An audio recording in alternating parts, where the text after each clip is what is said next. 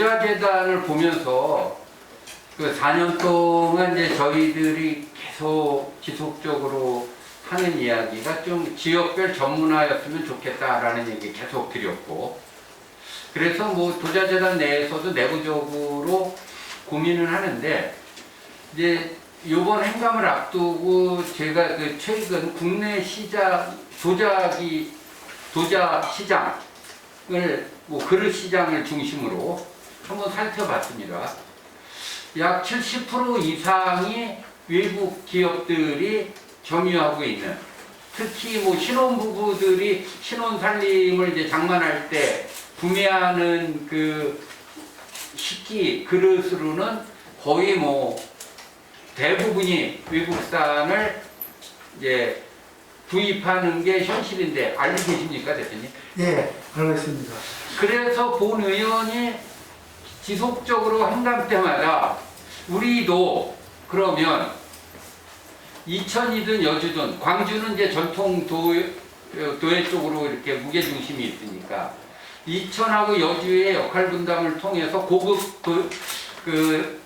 도자와 일반 생활 도자 뭐 이런 것들을 좀 전문화하는 방법을 강구했으면 좋겠다라고 거의 네 번째로, 이제 올해 얘기하면 네 번째로 강조하고 있는데, 우리 도자재단에서 이런 중장기적 계획이 있습니까? 네, 3년 전부터, 해수로 3년이죠. 제가 오고 나서 어떤 지역적 특성은 여주는 생활도자기, 그 다음에 이천은 이제 국제적인 현대 미술 예술성이 있는 그렇게 옛날도 하고 있고, 그 다음에 광주는 전통도자기로 하는데, 이게 이제 생산성에 있어서는 대량 생산을 해야지 그 어떤 가격 경쟁력이 있습니다. 그래서 우리의 어떤 생활도자기는 조그마한 어떤 다른 요장에서 있잖아요. 생활도자기들이 나오고, 그렇기 때문에 가격 경쟁력에서 외국의 어떤 소위 말해서 어떤 대량 생산에 많이 뒤처집니다. 그래서 그러니까 이게 뭐 어느 한 사람의 책임은 아닌 듯하고요. 이게 또 뭐 우리 국내 제 기억으로는 뭐 한국도자기나 행남자기 뭐 이 정도가 저는 이제 떠오르는데, 오래된 그 회사들이 계속 뭐 상장 폐지가 되고 이럴 정도로 적자 운영이 지속되고, 그러면 결국 우리나라 도자 산업은 거의 이제 뭐 제로로 가고 있고, 근근히 그냥 생활 터전에서 출품하는 작가들의 몫으로 가고 있다라고 보여지는데, 그러면 한국 도자재단의 존재 이유를 다시 또 고민하게 돼요. 네. 도자재단은 과연 왜 존재하는가 그러면? 그래서 그 타겟책은 어떤 세 가지 방향으로 보고 있습니다. 첫째는 어떤 현재는 가성비 좋게 하기 위해서는 싼 원료의 구입이 첫째 중요하고, 두 번째는 국제시장의 경쟁력을 갖추기 위해서는 디자인 개발이 아주 중요합니다. 디자인 개발. 그 다음 세 번째는 판매망이 국내에서만 있어서는 안 되고 해외의 시장들을 어떤 단초적이나마 해외 시장에 우리가 개척을 해야 됩니다. 그래서 저희들은 작년부터 이 세 가지에 주력해서 지금 어떤 사업들을 전개하고 있습니다. 그러나 뭐 예산 관계상 이것이 이제 활발히 전개는 안 되고 있는데, 내년 이것이 이제 지속 사업으로 되면은 곧 이제 그러한 데 대한 어떤 성과가 나오리라 생각합니다. 그러니까 이렇게 이제 행감할 때마다 답답함을 참 지울 수가 없어요, 대표님. 네. 제가 조금 전에 설립 목적, 도자재단의 설립 목적이 뭔가도 봤더니 적혀 있는 대로 그대로 한번 읽어볼게요.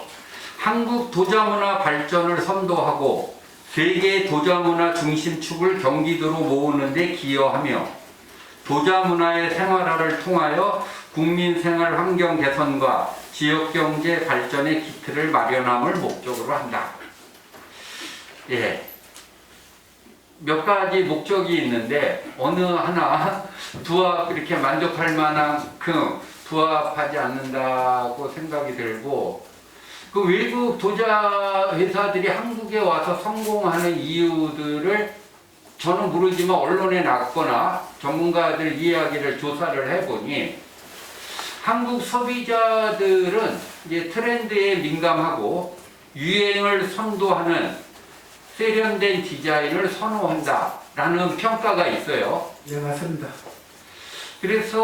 그러면서 한국의 신문화를 반영하는 실용적 제품을 그들은 만들어내고 있는데, 국내에 있는 분들은 전혀 지금 이야기한 이런 소비자들의 입맛이라 그럴까요? 선호도에 부합하는 그런 것들이 부진하다는 이야기겠죠? 네, 그렇습니다.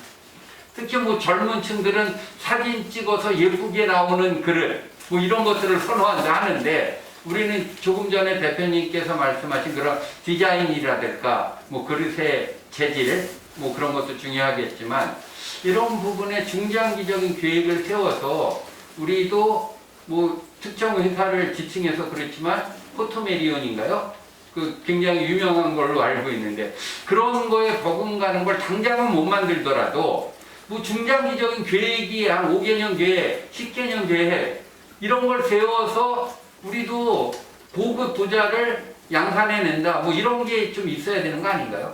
네, 그렇게 지금 방향은 잡고 있습니다. 그래서 작년부터 한 것은 바로 경쟁력이 디자인에 대한 경쟁력과 시장에 대한 경쟁력, 이걸 위한 어떤 인프라를 까는 걸로 지금 하고 있는데, 의원님 말씀하시다시피 이것이 좀 더 집약적이고 확대 재생산 될 수 있는 그런 것들은 지혜를 모아서 좀 다르게 네. 우리 한국도자재단이 존재하는 이유 중에 본 의원이 계속 지금 지휘하는 이런 부분이 도자재단의 역할로서 크게 있는 건가요? 아니면 그렇지 않은 건가요? 크게 있습니다. 그게 있으니까? 예. 예, 그러면 네. 지금 시간이 없어서 네. 어쨌든 대표님 뭐 지금 다시 뭐 임기가 된 분이 나와서 이렇게 대답을 하시니까 저도 그런데, 어쨌든 한국도자재단의 설립 목적에 맞게 좀 중장기적인 계획을 갖고, 우리가 이제 내년도 예산 심의할 때도 본 의원이 한 8월쯤인가 각 기관에 주문을 한 적이 있어요. 앞으로 중장기적인 계획이 없는 예산은 우리 경기도 의회에서 심의 못한다.